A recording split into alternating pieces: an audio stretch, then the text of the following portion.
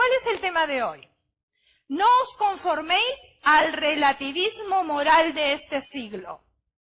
No os conforméis al relativismo moral de este siglo. Le voy a invitar a que abra la palabra de Dios o mire de la pantalla el texto bíblico. La carta a los Romanos, tremenda carta.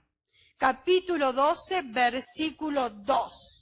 Y dice así la bella, la hermosa y la inalterable palabra de Dios.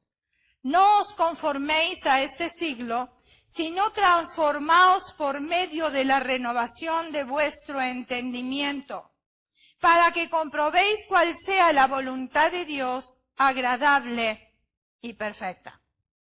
Aquí en el título encontramos una palabra que no usamos comúnmente en nuestro vocabulario, y usted ya habrá distinguido cuál es, y es relativismo. Vamos a explicar lo que significa relativismo para que usted pueda entender dónde Dios nos quiere llevar, qué es lo que nos quiere decir y cómo Dios quiere tratar con nosotros. Muy bien, ¿qué es relativismo? Relativismo es una doctrina, escuche bien, que propugna que el conocimiento humano es incapaz de alcanzar verdades absolutas y universalmente válidas. Vuelvo a repetir. Relativismo es una doctrina que propugna que el conocimiento humano es incapaz de alcanzar verdades absolutas y universalmente válidas. Ahora, con esto en mente, vamos a desarrollar el tema y prestemos atención. Estamos aquí en la carta de los Romanos. ¿Quién escribió esta carta o esta epístola? El apóstol Pablo. El apóstol Pablo se encuentra ahora en el capítulo 12, cerrando en parte sus enseñanzas doctrinales, para luego dar a conocer conceptos respecto a la naturaleza de la iglesia y el estilo de vida que debe tener cada cristiano que está comprometido con el Señor. En gran parte de su epístola o de su carta, Pablo ha enseñado lo grande y sublime que es vivir bajo la gracia de Dios. Nosotros no merecíamos la gracia de Dios. Gracia significa favor inmerecido. No merecíamos nada de parte de Dios. Sin embargo, a Él le plació, por gracia, salvarnos. Y por eso es que usted y yo estamos aquí en esta hora, porque somos salvos por gracia. ¿Amén? Muy bien. Entonces, Pablo ha enseñado lo sublime y grande que es vivir bajo la gracia de Dios, demostrada en la persona y misericordia del Señor Jesucristo. En este capítulo, él le habla a los miembros de la iglesia. Nos habla a nosotros. ¿Cómo nos conocía tantos siglos antes que había escrito la carta? Porque el ser humano en todas las épocas, en todos los tiempos, siempre fue ser humano y cometió errores. ¿Por qué? A través de la entrada del pecado a este mundo, hay una vieja naturaleza en nosotros que nunca quiere hacer lo que el Espíritu nos pide. Hay una competencia, espíritu y carne, espíritu y carne. Yo la tengo, yo no sé usted. Quizás yo sea de otro planeta, no sé. Pero se lo dejo para que lo piense. Muy bien, ahora, él le está hablando a la iglesia, nos está hablando a nosotros. Aquellos que hemos sido lavados y comprados por la preciosa sangre de Jesucristo. Aquellos que fuimos perdonados, que nuestros pecados han sido perdonados por el Rey de la Gloria. Y sobre quienes es derramada la maravillosa buena noticia de que Cristo vino al mundo a salvarnos, liberarnos, sanarnos del pecado y de también limpiarnos de las consecuencias o consecuentes persecuciones malévolas del pecado. También el Señor vino para que nosotros aprendamos un nuevo estilo de vida. Ustedes saben que el campo de batalla de Satanás es la mente. Ahí es donde Satanás trabaja. Por eso este versículo nos dice que debemos transformarnos y renovarnos. ¿Dónde? En nuestra mente. Porque nuestra mente es lo que dirige a todo el cuerpo. Nosotros tenemos un sistema cerebral del cual se comunica con todo el resto del cuerpo. Es una oficina de instrucción, el cerebro. Usted una mañana se levanta y dice, ¡ay, qué cansado me siento! Bastó que diga esa palabra para que la oficina central de su cerebro le mandara información al resto del cuerpo de que todos se tenían que cansar. Entonces sus brazos están cansados, sus piernas están cansadas, todo su cuerpo está cansado. No tiene ganas de moverse. Si usted le dice, le manda la información al cerebro, a la oficina central, y dice, me siento enfermo, asegúrese que todo el cuerpo está debilitado y enfermo. Por eso, Satanás sabe cómo trabajar. Y él trabaja en nuestra mente. Pero el Señor nos dice que nosotros debemos renovarnos, ¿dónde? En nuestra mente. Porque la mente es la que dirige el cuerpo completo. Entonces nosotros, algunos de nosotros, tenemos ciertas maneras de pensar que viene del reino de las tinieblas. Y eso es lo que nosotros tenemos que distinguir. Mire, si hablamos todo el tiempo negativo, asegúrese que no estamos en el reino de la luz. Estamos en el reino de las tinieblas. Porque el reino de la luz habla todo el tiempo bendición, paz, prosperidad y toda buena dádiva, ¿verdad? Porque así habla Dios con nosotros. Muy bien, entonces, estos pensamientos lógicos, filosóficos y humanistas de muchas personas, y aún dentro de la iglesia, muchas veces se oponen a las enseñanzas de la palabra de Dios. Por eso necesitamos leer Biblia, por eso necesitamos escudriñar las Escrituras, porque es la única manera que podemos distinguir cuando Dios nos está hablando y cuando Satanás nos está hablando. De otra manera, cada uno de nosotros tenemos nuestra propia filosofía, que no concuerda con la palabra de Dios. Ahora, muy bien, amados hermanos, antes de juzgar a otro, debemos mirarnos a nosotros mismos. Yo tengo que mirarme a mí, porque yo le puedo sacar la paja que tiene usted en su ojo, pero lejos de ver la viga que yo tengo en el mío. Entonces yo tengo que examinarme a mí misma, analizarme y ver de dónde sacamos nosotros esas bases para actuar y pensar de la manera que lo estamos haciendo. Puede ser que nuestros padres pensaban así, nuestra familia pensaba así, puede ser que nuestros compañeros de trabajo piensan de esa manera, o puede ser que yo lo aprendí de cierto libro o de cierto filósofo, la manera de pensar. Ahora, yo quiero dejar en claro que mi interés no es enseñar filosofía. ¿A qué me refiero cuando yo hablo de filosofía? Al sistema particular de entender la vida y todo lo relativo a la vida. Y como dije anteriormente, mi interés no es predicar o enseñar filosofía, sino más bien exaltar las enseñanzas bíblicas por sobre toda la sabiduría humana, carnal y animal que gobierna este mundo. Es triste ver, fuera de las puertas de la iglesia, personas y ver su comportamiento, y muchas veces son mejores los animales que ciertas personas. Triste. ¿Por qué? Bueno, porque todo ser humano fue creado a la imagen y semejanza de Dios. Y todo ser humano es un ser espiritual. Aquellos que no aceptaron a Cristo como su Salvador personal, por supuesto no tienen una comunión con Dios porque el pecado se interpone con Dios. Y entonces a ese pecado no ser removido, perdonado, no hay una comunicación directa con Dios. Entonces, ¿en qué se basan ellos? En su propia filosofía, en el estilo de vida, en los medios de comunicación, cómo miran la mente, la moda, el modismo. Y vamos a tratar estos puntos para entenderlo mejor. Primer punto, la influencia relativista de Federico Hegel. Y usted me dice, ¿quién es este? Ahí está, y se lo presento. Es un filósofo. Pero necesitamos conocer esto para entender cómo se mueve el mundo hoy y de dónde tienen ciertas filosofías. En el año 1820 aproximadamente, este filósofo llamado Hegel escribió esto. Escuche bien. Ahora parece ser que todos los seres humanos estamos siendo empujados a vivir bajo normas que otros han fijado de lo bueno y de lo malo. La religión se ha dedicado a definir la conducta de cómo debemos vivir, que debemos pensar y cómo tenemos que actuar. La religión. Pero yo declaro, dijo Hegel, que no deben haber absolutos morales. ¡Qué tristeza!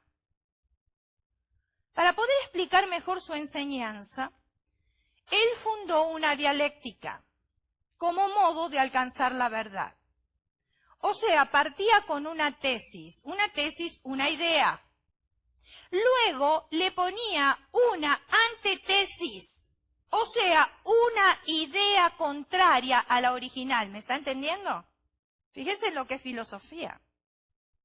Primero da una idea, después saca otra idea que es contraria a la primera, y de ambas sacaba una síntesis, un encuentro intermedio de las dos anteriores. ¿Sí me está entendiendo? No es ni esto, un poquito de esto, y hacemos algo que está en el centro. De ese ejercicio, Hegel concluyó que para llegar a algo superior y bueno era necesario que las ideas contrarias cedieran un poco al punto de llegar a un encuentro intermedio. Ahora, yo no estoy de acuerdo con este filósofo, porque si yo escudriño las Escrituras, el Señor me habla claramente a mí. El Señor no tiene puntos intermedios. El Señor dice no pecarás y se acabó y no pecarás. No dice puedes pecar un poquitito, ¿verdad? No peques mucho, pero un poquitito, algo intermedio. El Señor no dice esas cosas. El Señor es claro y determinante en su manera de pensar, porque la palabra de Dios es inalterable. Jesucristo es el mismo de ayer, de hoy y por los siglos. Cielo y tierra pasarán, mas mi palabra no pasará, dice el Señor. Y aunque fue escrita tantos siglos atrás, la Biblia se aplica aún para este siglo XXI. No es un libro antiguo, no es solamente un libro de historia, es un libro que transforma vidas, hogares y corazones. Y se llama Palabra de Dios, Biblia. Y que usted y yo tenemos el acceso de leer la palabra de Dios para que nuestras vidas y nuestras mentes sean transformadas. ¿Qué dice Apocalipsis capítulo 3, versículo 15 y 16? Yo conozco tus obras. ¿A quién le estaba hablando aquí? A la iglesia de la Odisea. Le estaba hablando a una iglesia. Y le dice, yo conozco tus obras, que ni eres frío ni caliente. Ojalá fueses frío o caliente, pero por cuanto eres tibio y no frío ni caliente, te vomitaré de mi boca. ¿Más clara la palabra de Dios? Un poquito de esto, otro poquito de esto y hacemos un intermedio. ¿Qué tal? De allí Hegel expresó una de sus más importantes declaraciones. No existe una norma fija para la moral. A mí no me enseña eso la palabra de Dios. A mí la palabra de Dios me enseña todo lo contrario. Hay normas fijas para la moral. Continuamos con la segunda idea del relativismo moral. Del planeamiento de este hombre surge lo que a principios del siglo XX se llamó la ética relativa o la ética situacional. ¿Qué quiere decir? Que nada es malo ni nada es bueno. Todo depende de las circunstancias. La Biblia dice que adulterar es malo. Y es uno de los mandamientos que es bueno, adulterar. Porque es una fantasía, es algo que tenemos que probar. Y después de todo no le estoy haciendo mal a nadie.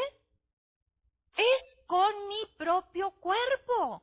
¿Dónde está el problema? Adulterar es bueno. Eso dicen los liberales. ¿Qué dicen los relativistas? ¿Qué es lo que estamos tratando? Concluye que si no se lleva bien con su esposa o con su esposo, adulterar no es tan malo y a veces puede ser hasta provechoso. Mentira del diablo. ¿En qué aprovechan? Mire, nosotros hemos conocido un matrimonio, hemos tratado con ellos en consejería, un matrimonio joven.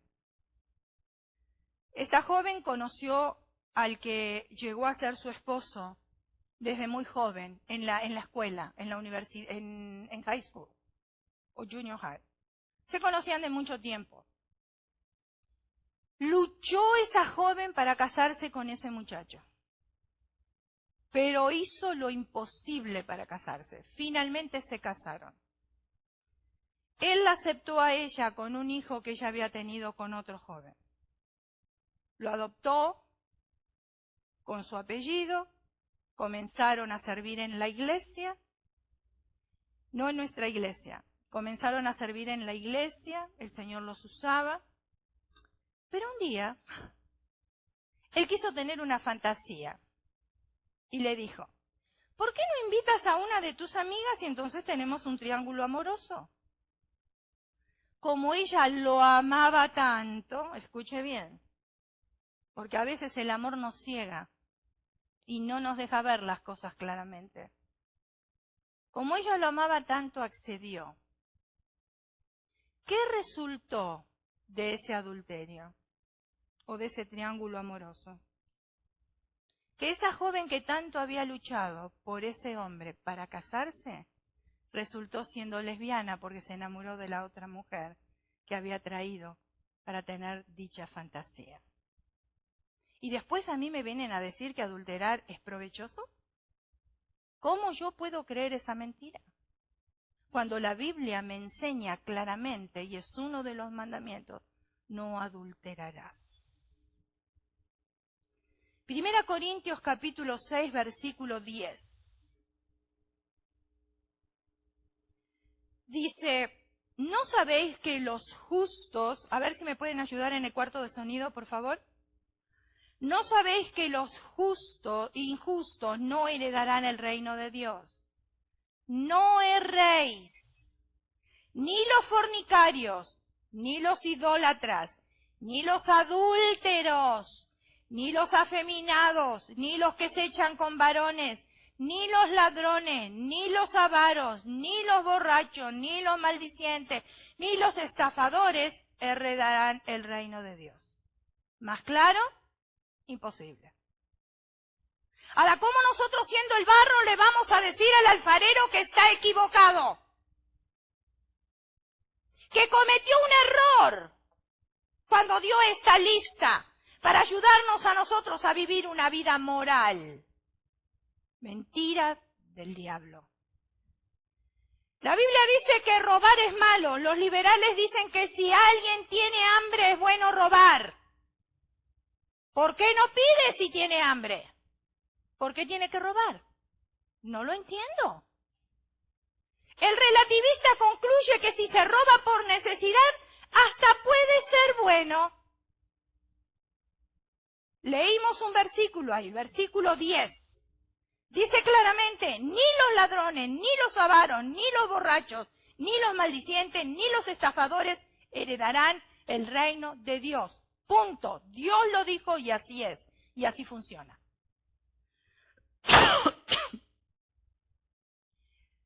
Matar es malo, dice la palabra de Dios. Para otros puede significar justo que se mate a otra persona. Por ejemplo, si a mí me violan un hijo, ¿qué es lo que yo voy a querer? Justicia, según mi manera de pensar humana. Justicia. Y voy a querer que a esa persona la maten. ¿Por qué? Porque le hizo un gran daño a mi hijo.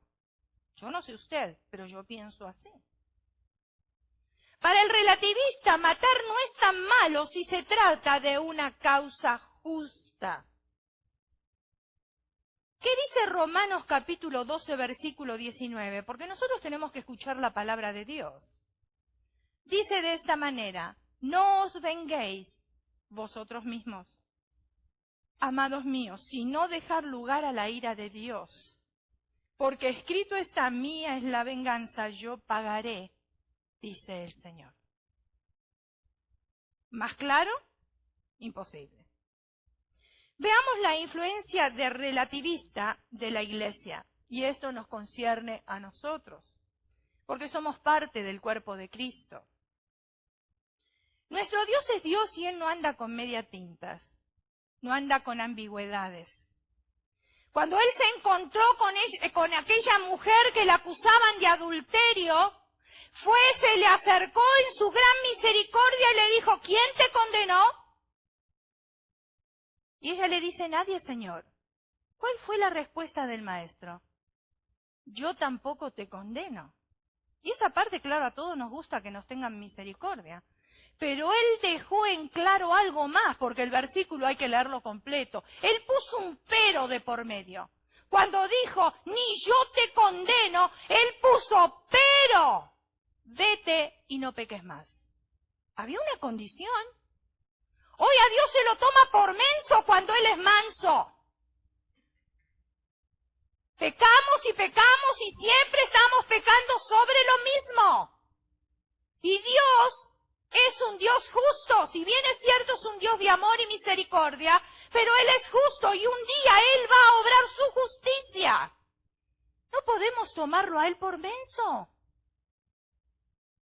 Lo que Dios dice es así, y para nosotros los cristianos, sus enseñanzas deben ser claramente obedecidas y seguidas a toda costa. ¿Qué es un cristiano? La misma palabra lo dice. Un cristiano es un seguidor de Cristo. Y un seguidor de Cristo, ¿qué es lo que hace? Imita a su maestro. ¿Cuál es su pensamiento? ¿Cuál es su corazón? ¿Cuál es su comportamiento? ¿Cuál es la manera en la que él actúa? Ese es un seguidor de Cristo. La Biblia es clara y determinante, pero a muchos no les gusta modernizar la palabra. Romanos 12:2, el versículo que hemos leído al principio, el versículo lema. No os conforméis a este siglo, sino transformaos por medio de la renovación de vuestro entendimiento. Lo que el apóstol Pablo está diciendo aquí, él se está adelantando a su tiempo. Él no nos conocía a nosotros. No sabía lo que iba a pasar miles y miles y miles de años después. Sin embargo, él con esta escritura llega hacia nuestro tiempo. ¿Por qué? Porque es una inspiración divina, para poner cada cosa en su lugar. No os conforméis quiere decir literalmente que no debemos tratar de imitar al mundo. Ni en sus pensamientos, ni en sus modos de entender la vida. La palabra siglo significa mundo, moda o modo. Por lo tanto, Pablo aconseja a la iglesia a no imitar las modas, los modos o los pensamientos del mundo que nos rodea. Basta con que salga una nueva moda y aún los cristianos, sin conocer el trasfondo, la usan. Yo veo en las iglesias, y gloria a Dios que no lo he visto aquí, pero sí yo veo en las iglesias, porque vamos a muchas iglesias, seguidores de Cristo, hijos de Dios, que usan ciertas cosas sin investigar cuál es el trasfondo. Y la mayoría de las mujeres y de los niños usan una playera, una cachucha, zapatos, carteras, cinturones, pulseras, pendientes, con un símbolo que en este país lo identifican como paz. Es un círculo redondo que tiene una cruz dada vuelta para abajo y quebrada. Eso no significa paz, eso significa rechazo a Jesús. Sin embargo, como no sabemos el significado, ahí vamos, lo compramos, lo usamos, lo ponemos y venimos a la iglesia, levantamos las manos y adoramos a Dios y danzamos y acá tenemos un tremendo rechazo a Jesús. La moda. Esta semana llegó a mis manos un artículo que me llamó la atención. y lo quiero compartir con ustedes. El título del artículo dice esto: prohíben las pulseras del sexo en urbes brasileñas por violaciones a menores. ¿Las está viendo las pulseras? ¿Qué tienen de raro esas pulseras? Están de moda, son coloridas, son sencillas, no le veo nada extraordinario. Bueno, yo tampoco se las vi, parecían bien inofensivas. Pero cuando fui leyendo el contenido del artículo me di cuenta que tan inofensivas no eran. Y por eso es lo que lo quiero compartir con usted. El artículo continúa diciendo así: se ha relacionado las pulseras de plástico, porque son de plástico, con asesinatos. Están de moda entre los adolescentes que juegan a romper la pulsera de otro y realizar lo que el color le indique. Ah, ya dejó de ser tan inocente, ¿verdad? Las vemos ahí, qué bonitas, qué ganas de comprármelas y ponérmelas, ¿se ven bien? Pueden hacer juego con mi vestido, con mi blusa, con mis pantalones. Son inofensivas. Pero ahora que conozco el trasfondo, entonces ya las tengo que mirar con un poquito de recelo. Porque tengo que entender a dónde quieren llegar estas pulseras, o dónde quiere llegar Satanás, mejor dicho. Continúa el artículo. Varias ciudades brasileñas han prohibido el uso de las pulseras del sexo. Así se las llaman. Unas tiras de plástico de colores que están de moda entre los adolescentes por su connotación sexual. Y al haberse relacionado con violencias y hasta asesinatos ocurridos en los últimos días. El juego, porque estas pulseras es un juego. El juego consiste en romper la pulsera de un chico o de una chica. Varones y mujeres lo usan. Miren qué entretenido que es el juego. El juego consiste en romper la pulsera de algún chico o una chica y realizar lo que ese color indique. Quien rompe una pulsera amarilla tiene derecho a un abrazo. Quien rompe una pulsera naranja, a un beso en la boca.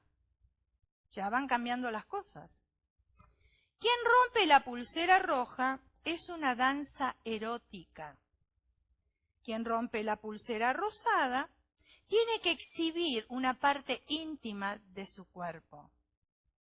Y quien rompe la pulsera negra, por supuesto, tiene que tener relación sexual. Inofensiva, ¿verdad? Miren cómo trabaja Satanás sutilmente con algo tan sencillo como eso y lo convierte en algo tan diabólico y tan tremendo como el asesinato y violaciones de muchas chicas. Continuó diciendo el artículo: la semana pasada la policía del estado de Amazonas, Brasil, expresó sus sospechas de que 2 asesinatos, entre ellos el de una niña de 14 años, estaban relacionados con la pulsera. Al lado de los cadáveres de las 2 víctimas fueron encontradas pulseras que habían sido rotas. Tras la supuesta violación de la menor en casa de uno de los acusados, quien alega que la relación sexual fue consentida, por supuesto. Si yo ya conozco el juego y yo tengo pulseras, y me acerco a un varón que tiene las mismas pulseras, tengo que conocer el juego. Y si yo voy y le rompo a él la pulsera o él viene y me la rompe a mí, quiere decir que yo estoy de acuerdo, si no yo no lo voy a dejar. Es bien sencillo. No hay que ser muy inteligente ni conocer mucha Biblia para usar el sentido común. La Secretaría de Educación de Manaus, Brasil, anunció que el uso de las pulseras está prohibido en las escuelas públicas municipales, que cuentan con cerca de 240.000 alumnos. Muchos de los menores que las utilizan dicen desconocer la connotación sexual del adorno y alegan que las adoptan por considerarlas bonitas o simplemente para seguir la moda. ¿Qué tal? ¿Será que realmente lo desconocen? ¿Será? Pablo aconseja a la iglesia a no imitar las modas. Hay modas que uno puede utilizar, porque las modas van cambiando, por supuesto. Pero antes de comprar algo yo tengo que averiguar cuando no estoy muy segura de qué se trata, qué es lo que yo estoy comprando. Pablo aconseja no imitar las modas, los modos, los modismos que se usan o los pensamientos del mundo que nos rodea, sino que debemos transformarnos en nuestro pensamiento.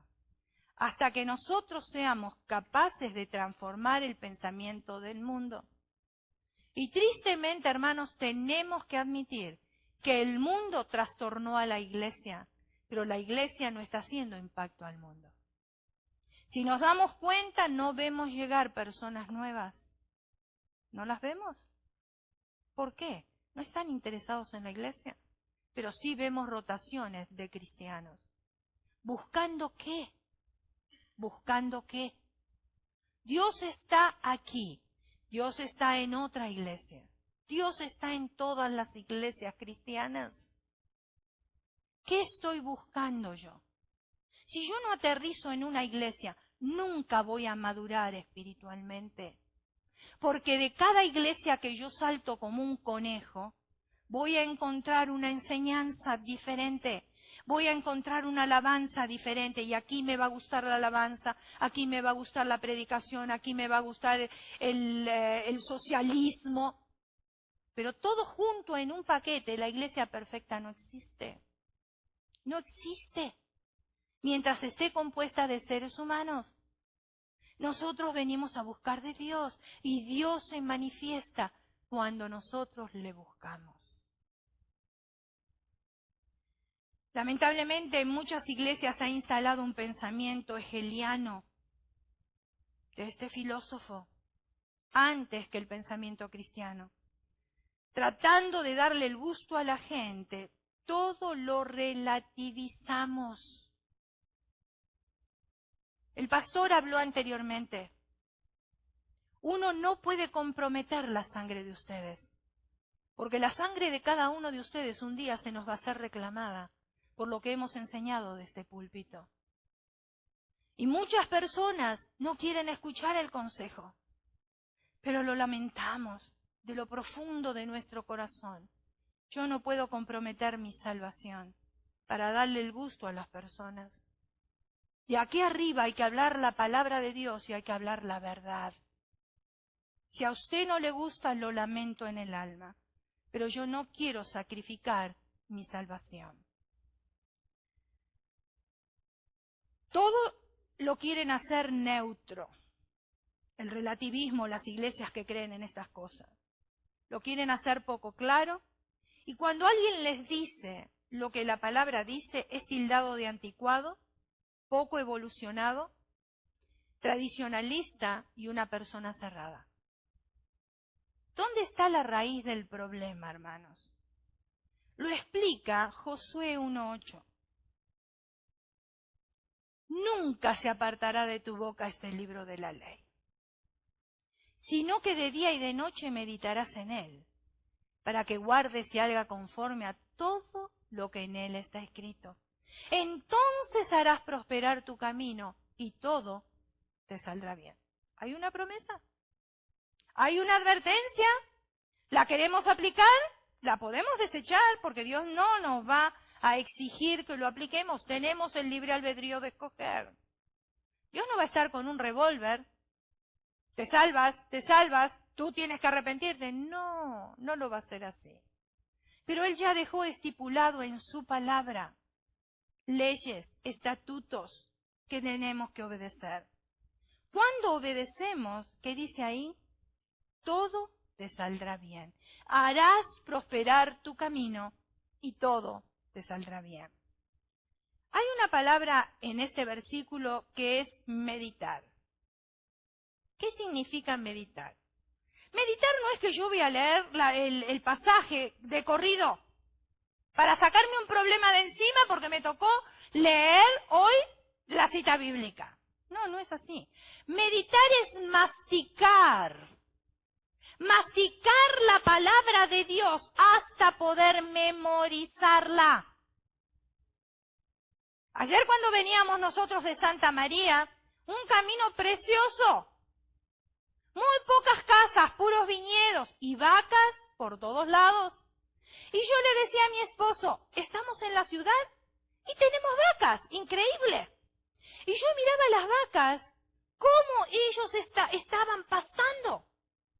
Y mastican, y mastican, y mastican, y mastican, y mastican, y no se cansan de masticar. Lo vuelven y lo devuelven y otra vez lo mastican y lo mastican y lo mastican. Ese es el proceso. Eso es lo que nos quiere decir a nosotros la palabra de Dios. Mastica mi palabra hasta que la atesores, hasta que la aprendas y hasta que la puedas repetir de memoria. Una vez aprendida, esa palabra se hace parte de la vida. Tan sencillo. Hay un dicho en inglés, garbage in, garbage out. ¿Qué quiere decir? Basura pongo, basura saco. Si yo me nutro de la palabra de Dios, mi vocabulario va a cambiar, va a ser diferente. Si yo me nutro de los medios de comunicación, entonces las cosas cambian. Por eso la Biblia dice masticar la palabra de Dios. Cuando uno habla con una persona, inmediatamente uno se da cuenta si esa persona está leyendo la Biblia o no. No hay que ser muy inteligente para darse cuenta, porque lo que sale de su boca, de la abundancia del corazón, habla la boca. O sea, donde quiera que nosotros nos queremos dar vuelta y contender con Dios, Dios nos muestra su espejo. Y nos tenemos que mirar al espejo de Dios. Y no podemos zafarnos del espejo de Dios. Porque Él siempre tiene una respuesta sabia. Muy bien, algunos ejemplos del relativismo o pensamiento hegeliano en la iglesia de hoy. Escuche esto. Una pareja está viviendo juntas sin casarse. Por diferentes motivos. En consejería nosotros hemos escuchado que no se casan porque están tramitando los papeles de residencia. Una justificación. Otra justificación que escuchamos es que no se casan porque están recibiendo una ayuda del gobierno. Entonces, si se casan, la ayuda, por supuesto, queda suspendida. Escuche bien. Entonces, la pareja en la iglesia se siente incómoda porque no está casada. Llega el pastor y le dice, al pastor, al sacerdote, al ministro, quien sea, ¿usted no podría bendecir nuestra relación? Cuidado con eso. Porque muchos ministros, muchos pastores, para que la congregación no se vaya de la iglesia, aceptan ese modo de pensar. Y no es bíblico. ¿Sabe cuándo una pareja está casada? No cuando el pastor le bendice. Una pareja está casada cuando va al City Hall, pide la licencia de matrimonio, la trae a la iglesia, el pastor los une en matrimonio, firma la licencia, firman 2 testigos, se envía al registro civil de la ciudad con un cheque, porque tiene un costo, y después el mismo registro civil se encarga de mandarle la licencia de matrimonio a su casa. Mientras usted no tenga ese papel, no le crea las bendiciones porque le están pasando un barniz religioso. Usted no está casado. Cuidado, no se deje engañar.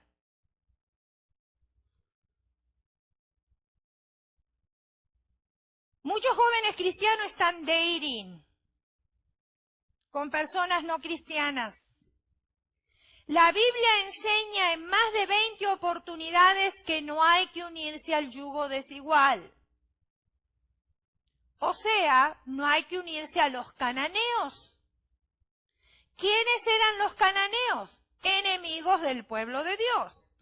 Cananeos viene de la palabra can, que significa perro. Pero parece que a muchos jóvenes les gusta vivir vida de perros al unirse en yugo desigual. Hay consejeros cristianos que dicen, no te preocupes. Sigue adelante porque tú lo puedes ganar para Cristo. Mentira del diablo. Porque si lo pudiéramos ganar para Cristo, aunque hay excepciones, escuche bien, excepción a la regla, no nos podemos basar por las excepciones, sino por las reglas generales. Si hubiese funcionado de esa manera, Dios no hubiese establecido en su palabra este versículo.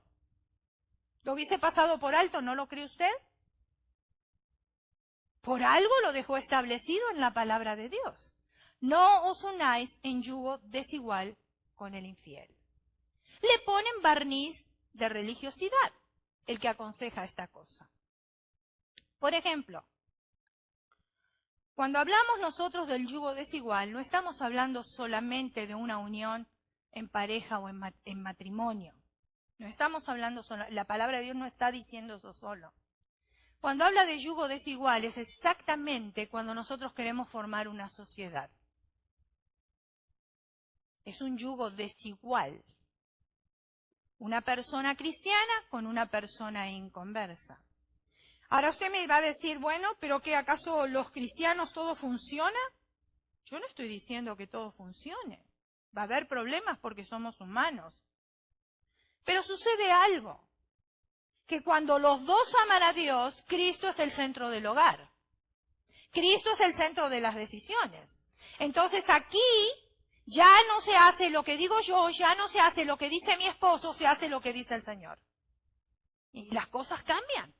En una sociedad es exactamente lo mismo. Una sociedad donde los dos aman a Dios, los dos socios no van a hacer su voluntad, sino van a hacer la voluntad de Dios. Y por eso es que va a funcionar. Ahora escuchemos el consejo de Dios, ¿verdad? Usted no me tiene que escuchar a mí, escuche el consejo de Dios. No os unáis en yugo desigual con los incrédulos. Porque ¿qué compañerismo tiene la justicia con la injusticia? ¿Y qué comunión la luz con las tinieblas? ¿Y qué concordia Cristo con Belial? ¿O qué parte el creyente con el incrédulo? Bien claro. A una persona, por ejemplo, le ofrecen venderle algo más barato, sin recibo. De tal manera que se ahorra de pagar el impuesto correspondiente.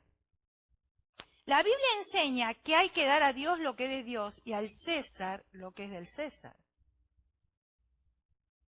Muchas veces decimos, bueno, de todas maneras, el gobierno tiene tanto dinero, ¿verdad? Que yo no pague un taxes. ¿Cuál es el problema? Bueno, la Biblia nos enseña a nosotros y nos dice que estamos robando. No lo podemos tomar a la ligera. Muchos dicen, pero ¿por qué yo tengo que pagarle al tío Sam si de todas maneras el tío Sam ni mi tío es? Ahora escuche bien esto. Porque muchas personas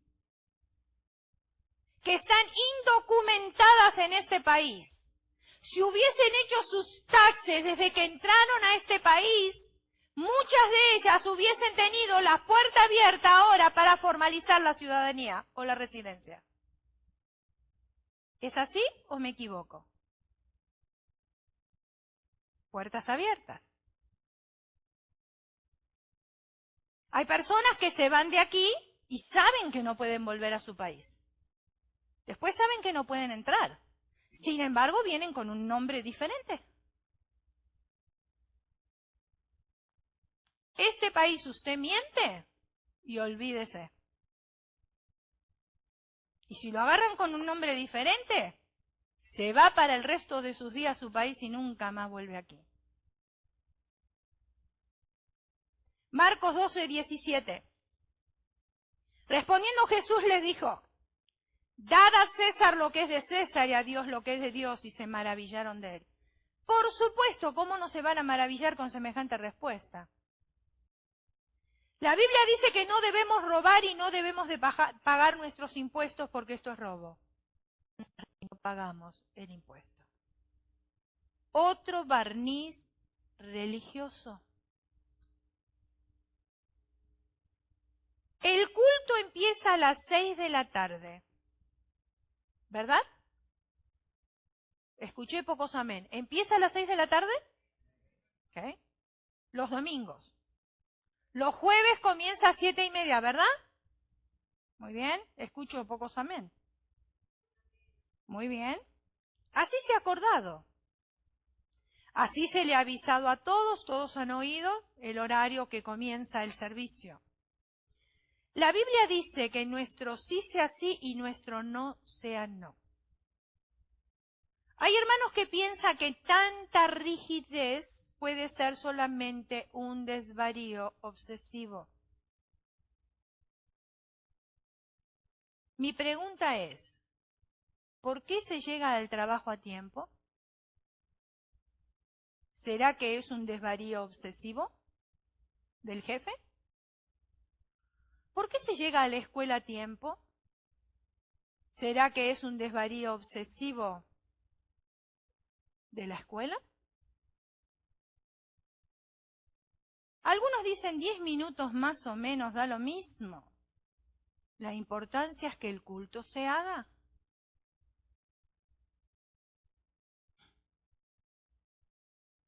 Por supuesto que con razón justificada, como por ejemplo trabajo, no puedo llegar exactamente a la hora, uno lo entiende. Hay razones justificadas en las cuales uno puede llegar tarde. Pero yo no estoy hablando de las razones justificadas, yo estoy hablando de una mala costumbre. Porque el Señor nunca llega tarde a nuestras vidas. Nunca. Él está siempre a tiempo. Si decimos a las 6, debe ser a esa hora y no 6:10. Y eso es para mí también, ¿eh? La famosa hora evangélica es una demostración de nuestro relativismo. El cristiano es cumplidor, el hegeliano solo cumple cuando le conviene. Al trabajo se llega a la hora porque si no, le descuentan los atrasos. Si el Señor sería así con nosotros y nos descontara de nuestra salvación, ¿qué haríamos?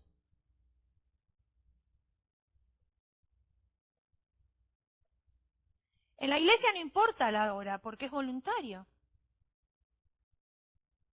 Yo represento a Cristo donde quiera que voy. Si yo llego tarde, estoy dando testimonio que mi Dios llega tarde. Si yo no limpio mi casa, estoy dando testimonio de un Dios sucio. Si yo hablo mal, estoy dando testimonio que mi Dios no sabe hablar. Yo doy testimonio, soy un embajador, una embajadora de Jesucristo aquí en la tierra. Recordemos que Cristo nos salvó y perdonó por toda la eternidad. Dios no quiere personas que acomoden la palabra y sus enseñanzas de acuerdo a los tiempos que viven o a sus emociones. Si el Señor hubiese sido emocional, usted y yo no hubiésemos estado aquí.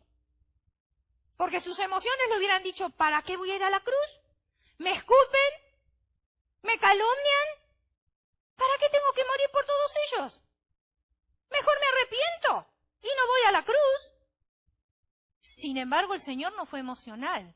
El Señor vino a cumplir el plan del Padre. Y lo cumplió hasta la muerte.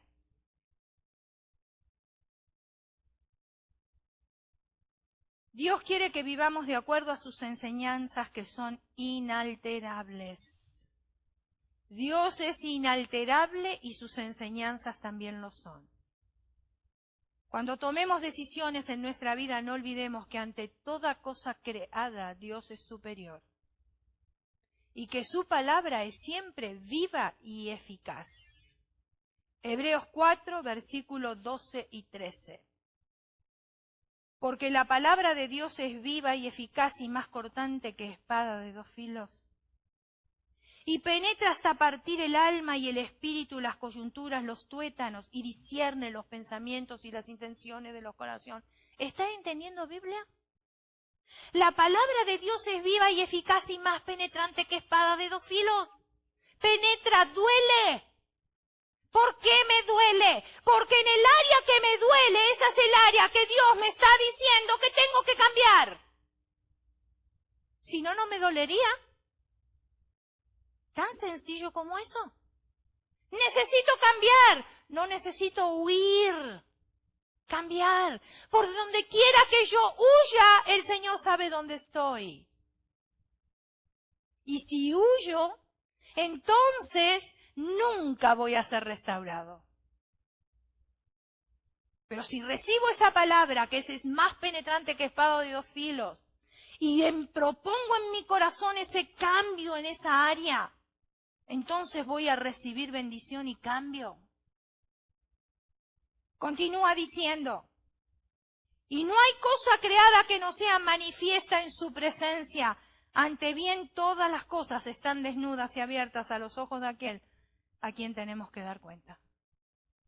Porque un día nos tenemos que presentar delante de Dios, delante del gran trono blanco. Usted y yo vamos a dar cuenta de lo que hicimos y de nuestro comportamiento aquí en la tierra.